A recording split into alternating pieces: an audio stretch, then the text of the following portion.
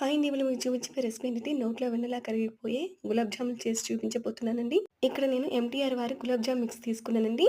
ఈ gulab jam powder 1.5 cup వరకు వచ్చింది.